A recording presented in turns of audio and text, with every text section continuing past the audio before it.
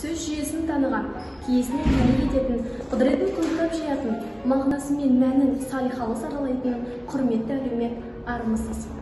Қазақтың сөзі өзінен ұзын, өйткені ол өзін емес, сөзін сүйеді, сөзге сенеді, сөздің киесін, қасиетін сезеді, біледі.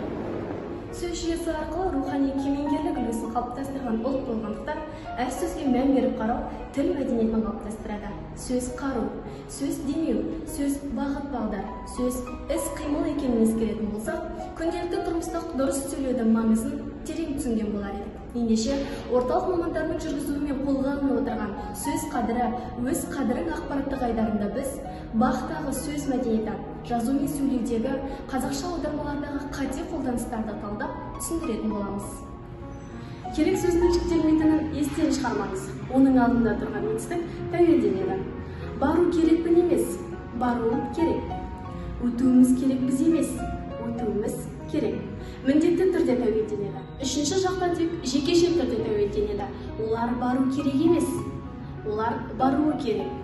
Ал керек сөзінен кейін тағы да сөз келсе, олар былай тәуелденеді. Келу керек едің емес, келуім керек еді. Бару керек шығармын емес, баруым керек шығар. Куәлік етуім керек болармын емес, куәлік етуім керек болар.